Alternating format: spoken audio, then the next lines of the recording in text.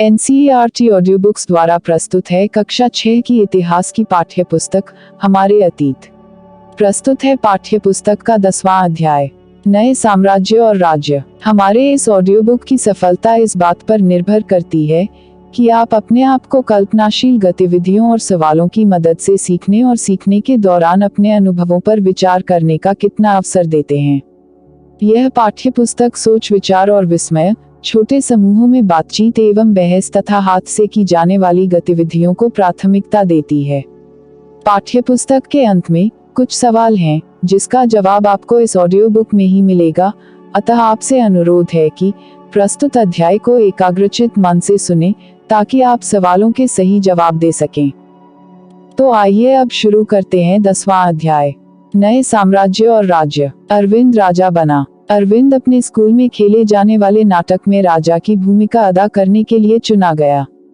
उसने सोचा था कि वह शाही वेशभूषा में, मूंछों पर ताव देते हुए, रुपहले कागज में लिपटी तलवार को शान से पकड़कर चहलकदमी करेगा। जरा सोचो, उसे कितनी हैरानी हुई जब उसे बताया गया कि उसे बैठकर वीणा भी बजानी होगी और कविता पाठ भी करना होगा। एक संगीतज्ञ राजा, कौन हो सकता है वह? अरविंद सोचने लगा। क्या बताती हैं प्रशस्तियां? दरअसल अरविंद गुप्तवंश के प्रसिद्ध राजा समुद्रगुप्त की भूमिका अदा करने जा रहा था। समुद्रगुप्त के बारे में हमें इलाहाबाद में अशोक स्तंभ पर खुदे एक लंबे अभिलेख से पता चलता है। इसकी रचना समुद्रगुप्त के दरबार में कवि व मंत्री रहे हरिसेन द्वारा एक काव्य के रूप में की गई थी। यह एक विशेष किस्म का अभिलेख है जिसे प्रशस्ति कहते हैं। यह एक संस्कृत शब्द है जिसका अर्थ प्रशंसा होता है। प्रशस्तियां लिखने का प्रचलन पहले भी था, जैसे तुमने अध्याय 9 में गौतमी पुत्र श्री सातकर्णी की प्रशस्ति के बारे में पढ़ा, परंतु गुप्त काल में इनका महत्व और बढ़ गया। समुद्रगुप्त की प्रशस्ति, आओ देखें समुद्रगुप्त की प्रशस्ति हमें क्या बताती है। कवि ने इसमें राजा की एक योद्धा, युद्धों को जीतने वाले राजा, विद्वान तथा एक उत्कृष्ट कवि के रूप में भरपूर प्रशंसा की है। यहाँ तक कि उसे ईश्वर के बराबर बताया गया है। प्रशस्ति में लंबे लंबे वाक्य दिए गए हैं। यहाँ वैसे ही एक वाक्य का अंश दिया गया है। अगर तुम मानचित्र 7 को गौर से देखो तो पाओगे कि एक क्षेत्र को हरे रंग से रंगा गया है। तुम्हें पूर्वी समुद्र तट के साथ साथ एक क्रम में लाल बिंदु दिखेंगे। उसी तरह कुछ क्षेत्र बैंगनी और नीले रंग के भी मिलेंगे। यह मानचित्र इस प्रशस्ति में प्राप्त जानकारियों के आधार पर बनाया गया है। हरिसेन 4 विभिन्न प्रकार के राजाओं और उनके प्रति समुद्रगुप्त की नीतियों का वर्णन करते हैं। पहला, मानचित्र में हरे रंग का क्षेत्र आर्यावर्त के उन 9 शासकों का है जिन्हें समुद्रगुप्त ने हराकर उनके राज्यों को अपने साम्राज्य में मिला लिया। दूसरा, इसके बाद दक्षिणापथ के 12 शासक आते हैं। इनमें से कुछ की राजधानियों को दिखाने के लिए मानचित्र पर लाल बिंदु दिए गए हैं।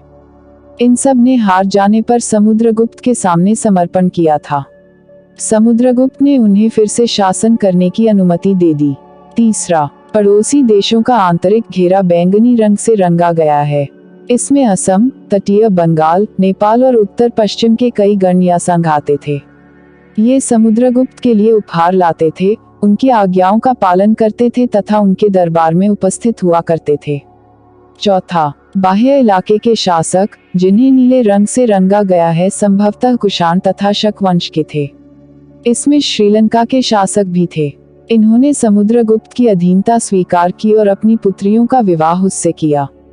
योद्धा समुद्रगुप्त, जिनका शरीर युद्ध मैदान में कुठारों, कुल्हाड़ियों, तीरों, भालों, बच, तलवारों, लोहे की गदाओं, नुकीले तीरों तथा अन्य सैकड़ों हथियारों से लगे घावों के दाग से भरे होने के कारण अत्यंत सुंदर दिखता है। यह वर्णन तुम्हें उस राजा के बारे में क्या बताता है? राजा किस प्रकार युद्ध लड़ते थे? वीणा बजाने वाला राजा। समुद्रगुप्त के कुछ अन्य गुणों को सिक्कों पर दिखाया गया है, जैसे इस सिक्के में उन्हें वीणा बजाते हुए दिखाया गया है। विक्रम संवत 58 ईसा पूर्व में प्रारंभ होने वाले विक्रम संवत को परंपरागत रूप से गुप्त राजा चंद्रगुप्त द्वितीय के नाम से जोड़ा जाता है और ऐसा कहा जाता है कि उन्होंने शिकों पर विजय के प्रतीक के रूप में इस संवत की स्थापना की तथा विक्रमादित्य की उपाधि धारण की थी। वंशावलियां। अधिकांश प्रशस्तियां शासकों के पूर्वजों के बारे में भी बताती हैं। यह प्रशस्ति भी समुद्रगुप्त के प्रपितामह, पितामह यानी कि परदादा, दादा, पिता और माता के बारे में बताती है। उनकी मां कुमार देवी लिच्छवी गण की थीं और पिता चंद्रगुप्त गुप्तवंश के पहले शासक थे, जिन्होंने महाराजाधिराज जैसी बड़ी उपाधि धारण की। समुद्रगुप्त ने भी यह उपाधि धारण की।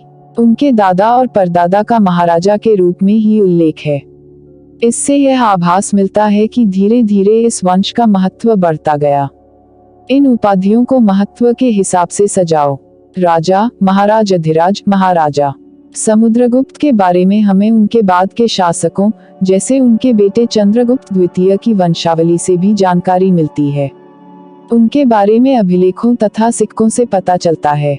उन्होंने पश्चिम भारत में सैन्य अभियान में अंतिम शक शासक को परास्त किया। बाद में ऐसा विश्वास किया जाने लगा कि उनका दरबार विद्वानों से भरा था। कवि कालिदास और खगोलशास्त्री आर्यभट्ट उनके दरबार में थे। इनमें से कुछ के बारे में जानकारी अध्याय 11 में मिलेगी। हर्षवर्धन तथा हर्षचरित। जिस तरह गुप्त वंश के शासकों के बारे में अभिलेखों तथा सिक्कों से पता चलता है, उसी तरह कुछ अन्य शासकों के बारे में उनकी जीवनी से पता चलता है।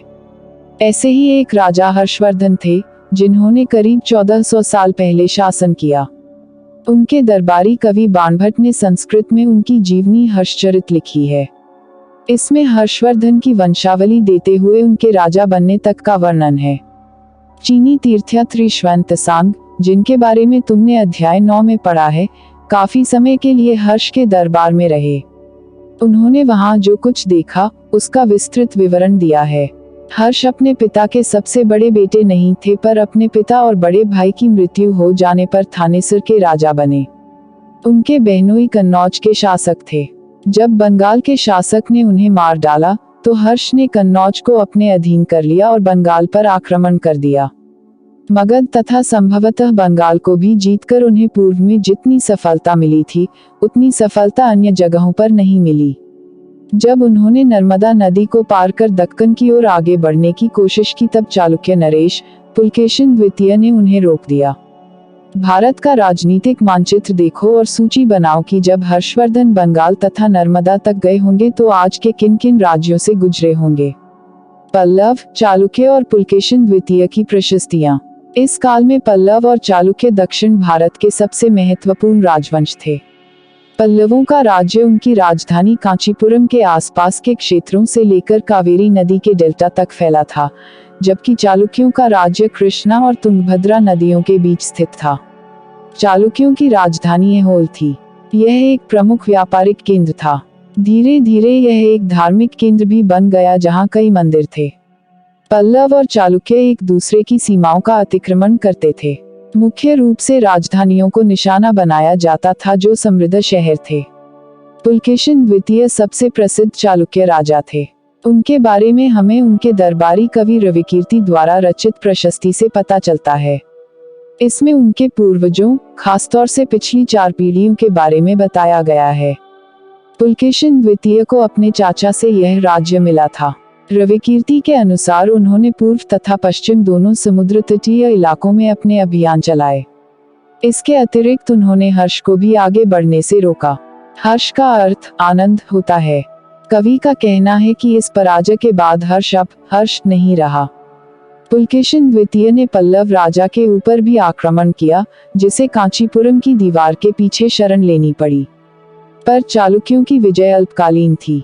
लड़ाई से दोनों वंश दुर्बल होते गए। पल्लवों और चालुक्यों को अंततः राष्ट्रकूट तथा चोल वंशों ने समाप्त कर दिया। इनके बारे में तुम कक्षा 7 में पढ़ोगे।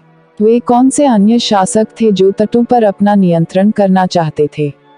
अध्याय 9 देखो। इन राज्यों का प्रशासन कैसे चलता था? पहले के राजाओं की तरह इन राजाओं के लिए भूमि कर सबसे महत्वपूर्ण बना रहा। प्रशासन की प्राथमिक इकाई गांव होते थे, लेकिन धीरे धीरे कई नए बदलाव आए। राजाओं ने आर्थिक, सामाजिक, राजनीतिक या सैन्य शक्ति रखने वाले लोगों का समर्थन जुटाने के लिए कई कदम उठाए। उदाहरण के तौर पर कुछ महत्वपूर्ण प्रशासकीय पद आनुवंशिक बन गए, अर्थात बेटे अपने पिता का पद पाते थे, जैसे कि कवि हरिशिन अपने पिता की तरह महादंड नायक अर्थात मुख्य न्यायाधिकारी थे। कभी कभी एक ही व्यक्ति कई पदों पर कार्य करता था, जैसे कि हरिसेन एक महादंड नायक होने के साथ साथ कुमारामात्य अर्थात एक महत्वपूर्ण मंत्री तथा एक संधि विग्रहिक अर्थात युद्ध और शांति के विषयों का भी मंत्री था। संभवतः वहां के स्थानीय प्रशासन में प्रमुख व्यक्तियों का बहुत बोलबाला था। इनमें नगर श्रेष्ठी यानी मुख्य बैंकर या शहर का व्यापारी, साठवाह यानी व्यापारियों के काफिले का नेता, प्रथम कुलिक अर्थात मुख्य शिल्पकार तथा कायस्थु यानी लिपिकों के प्रधान जैसे लोग होते थे। इस तरह की नीतियां कुछ हद तक प्रभावशाली होती थीं, पर समय के साथ साथ इनमें से कुछ व्यक्ति इतने अधिक शक्तिशाली हो जाते थे कि अपना स्वतंत्र राज्य स्थापित कर लेते थे। सोचकर बताओ कि अफसरों का पद आनुवंशिक कर देने में क्या क्या फायदे और क्या क्या नुकसान हो सकते थे। एक नए प्रकार की सेना। कुछ राजा अभी भी पुराने राजाओं की तरह एक सुसंगठित सेना रखते थे, जिसमें हाथी, रथ, घुड़सवार और पैदल सिपाही होते थे, पर इसके साथ साथ कुछ सेनानायक भी होते थे, जो आवश्यकता पड़ने पर राजा को सैनिक सहायता दिया करते थे। इन सेनानायकों को कोई नियमित वेतन नहीं दिया जाता था। बदले में इनमें से कुछ को भूमिदान दिया जाता था। दी गई भूमि से ये कर वसूलते थे, जिससे वे सेना तथा घोड़ों की देखभाल करते थे। साथ ही वे इससे युद्ध के लिए हथियार जुटाते थे। इस तरह के व्यक्ति सामंत कहलाते थे। जहां कहीं भी शासक दुर्बल होते थे, ये सामंत स्वतंत्र होने की कोशिश करते थे। दक्षिण के राज्यों में सभाएं। पल्लवों के अभिलेखों में कई स्थानीय सभाओं की चर्चा है। इनमें से एक था ब्राह्मण भूस्वामियों का संगठन, जिसे सभा कहते थे। ये सभाएं उप समितियों के जरिए सिंचाई, खेतीबाड़ी से जुड़े विभिन्न काम, सड़क निर्माण, स्थानीय मंदिरों की देखरेख आदि का काम करती थीं। जिन इलाकों के भूस्वामी ब्राह्मण नहीं थे, वहां और नामक ग्राम सभा के होने की बात कही गई है। नगरम व्यापारियों के एक संगठन का नाम था। संभवतः इन सभाओं पर धनी तथा शक्तिशाली भूस्वामियों और व्यापारियों का नियंत्रण था। इनमें से बहुत सी स्थानीय सभाएं शताब्दियों तक काम करती रहीं। उस जमाने में आम लोग, जनसाधारण के जीवन की थोड़ी बहुत झलक हमें नाटकों तथा कुछ अन्य स्रोतों से मिलती है। चलो इसके कुछ उदाहरण देखते हैं। कालिदास अपने नाटकों में राज दरबार के जीवन के चित्रण के लिए प्रसिद्ध है। इन नाटकों में एक रोचक बात यह है कि राजा और अधिकांश ब्राह्मणों को संस्कृत बोलते हुए दिखाया गया है, जबकि अन्य लोग तथा महिलाएं प्राकृत बोलते हुए दिखाए गए हैं। उनका सबसे प्रसिद्ध नाटक अभिज्ञान शाकुंतलम दुष्यंत नामक एक राजा और शकुंतला नाम की एक युवती की प्रेम कहानी है। इस नाटक में एक गरीब मछुआरे के साथ राजकर्मचारियों के दुर्व्यवहार की बात कही गई है। एक मछुआरे को एक अंगूठी मिली। एक मछुआरे को एक कीमती अंगूठी मिली। यह अंगूठी राजा ने शकुंतला को भेंट की थी, पर दुर्घटनावश उसे एक मछली निगल गई। जब मछुआरा इस अंगूठी को लेकर राजमहल पहुंचा तो द्वारपाल ने उस पर चोरी का आरोप लगाया और मुख्य पुलिस अधिकारी भी बहुत बुरी तरह से पेश आया। राजा उस अंगूठी को देखकर बहुत खुश हुए और उन्होंने मछुआरे को इनाम दिया। पुलिसवाला और द्वारपाल मछुआरे से इनाम का कुछ हिस्सा हड़पने के लिए उसके साथ शराब खाने चल पड़े। आज अगर किसी गरीब आदमी को कुछ मिलता है और वह पुलिस में खबर करता है, तो क्या उसके साथ इसी तरह का बर्ताव किया जाएगा? एक प्रसिद्ध व्यक्ति का नाम बताओ जिसने प्राकृत में उपदेश दिए, और एक राजा का नाम बताओ जिसने प्राकृत में अपने अभिलेख लिखवाए। अध्याय 6 तथा 7 देखो। चीनी तीर्थयात्री फाशेन का ध्यान उन लोगों की दुर्गति पर भी गया जिन्हें ऊंचे और शक्तिशाली लोग अछूत मानते थे। इन्हें शहरों के बाहर रहना पड़ता था। वे लिखते हैं, अगर इन लोगों को शहर या बाजार के भीतर आना होता था तो सभी को आगाह करने के लिए ये लकड़ी के एक टुकड़े पर चोट करते रहते थे। यह आवाज सुनकर लोग सतर्क होकर अपने को छू जाने से या किसी भी प्रकार के संपर्क से बचाते थे। एक जगह बाणभट्ट द्वारा अभियान पर निकली राजा की सेना का बड़ा सजीव चित्रण किया गया है। राजा की सेना। राजा बड़ी मात्रा में साजो सामान लेकर यात्रा करते थे। इनमें हथियारों के अतिरिक्त रोजमर्रा के उपयोग में आने वाली चीजें जैसे बर्तन, असबाब जिसमें सोने के पायदान भी शामिल थे, खाने पीने का सामान जैसे बकरी, हिरण, खरगोश, सब्जियां, मसाले आदि विभिन्न प्रकार की चीजें शामिल होती थीं। ये सारी चीजें ठेले गाड़ियों पर या ऊंटों तथा हाथियों जैसे सामान ढोने वाले जानवरों की पीठ पर लाद कर ले जाई जाती थी। इस विशाल सेना के साथ साथ संगीतकार नगाड़े, बिगुल तथा तुरही बजाते हुए चलते रहते थे। रास्ते में पड़ने वाले गांव वालों को उनका सत्कार करना पड़ता था। वे दही, गुड़ तथा फूलों का उपहार लाते थे तथा जानवरों को चारा भी देते थे। वे राजा से भी मिलना चाहते थे ताकि अपनी शिकायत या कोई अनुरोध उनके सामने रख सकें। पर ये सेनाएं अपने पीछे विनाश और विध्वंस की निशानी छोड़ जाती थीं। अक्सर गांव वालों की झोपड़ियां हाथी कुचल डालते थे और व्यापारियों के काफिलों में जुते बैल इस हलचल भरे माहौल से डरकर भाग खड़े होते थे। बाणभट्ट लिखते हैं में पूरी दुनिया धूल के गर्त में डूब जाती थी। उद्धरण चिन्ह, सेना के साथ ले जाई जाने वाली चीजों की सूची बनाओ। ग्रामवासी राजा के लिए क्या क्या लेकर आते थे। अन्यत्र, मानचित्र 6 में अरब ढूंढो। मरुभूमि होते हुए भी सदियों से अरब यातायात का एक बड़ा केंद्र था। दरअसल अरब व्यापारी तथा नाविकों ने भारत और यूरोप के बीच समुद्री व्यापार बढ़ाने में एक महत्वपूर्ण भूमिका निभाई थी। अरब में रहने वाले अन्य लोगों में बेदुइन थे, जो घुमक्कड़ कबीले होते थे।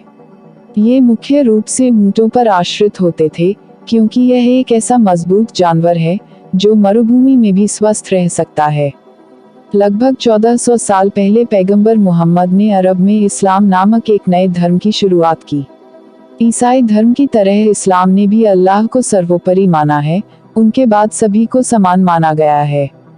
यहाँ इस्लाम धर्म के पवित्र ग्रंथ कुरान का एक अंश दिया गया है।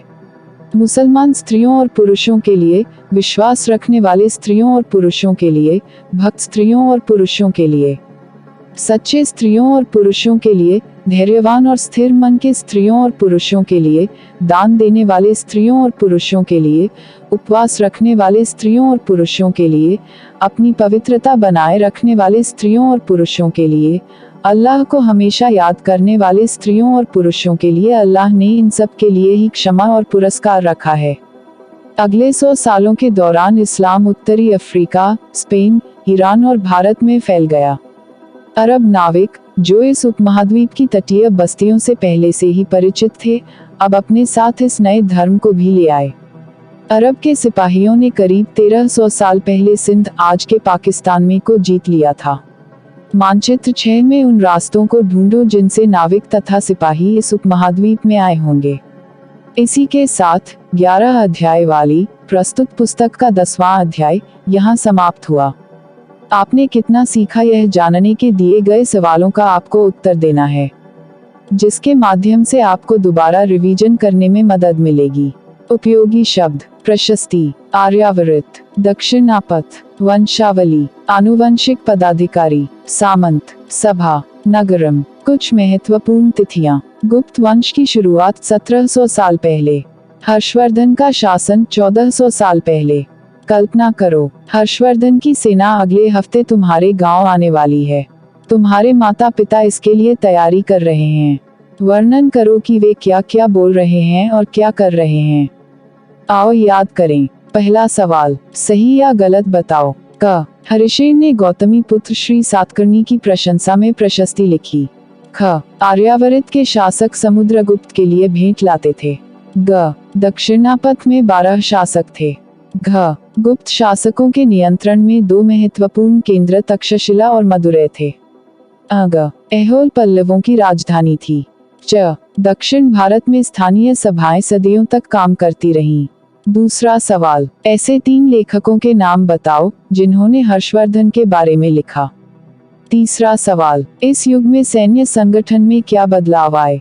चौथा सवाल, इस काल की प्रशासनिक व्यवस्था में तुम्हें क्या क्या नई चीजें दिखती हैं। आओ चर्चा करें। पांचवा सवाल, तुम्हें क्या लगता है कि समुद्रगुप्त की भूमिका अदा करने के लिए अरविंद को क्या क्या करना पड़ेगा। छठवां सवाल, क्या प्रशस्तियों को पढ़कर आम लोग समझ लेते होंगे। अपने उत्तर के कारण बताओ। आओ करके देखें। सातवां सवाल, अगर तुम्हें अपनी वंशावली बनानी हो तो तुम उसमें किन लोगों को शामिल करोगे। कितनी पीढ़ियों को तुम इसमें शामिल करना चाहोगे। एक चार्ट बनाओ और उसे भरो। आठवां सवाल, आज युद्ध का असर जनसाधारण पर किस तरह पड़ता है। उम्मीद करते हैं आपने प्रस्तुत अध्याय को ध्यानपूर्वक सुना और सवालों के सही जवाब भी दे दिए। अगर आप किसी सवाल का जवाब नहीं दे पाए तो अध्याय को फिर से सुनिए, जिससे आप इस अध्याय के संपूर्ण सवालों का जवाब दे सकें। अगर हमारी ये ऑडियो बुक आपको लाभप्रद लगे तो आप इस ऑडियो को उन्हें भी शेयर करें जिसको इसकी जरूरत है, जिससे वो भी इसका लाभ ले सकें। अब हम आपसे मिलेंगे इसी पाठ्यपुस्तक के 11वें अध्याय में, जिसका नाम है इमारतें, चित्र तथा किताबें। तब तक के लिए खुश रहिए, मस्त रहिए और खूब मन लगाकर पढ़ाई कीजिए। जय हिंद, जय भारत।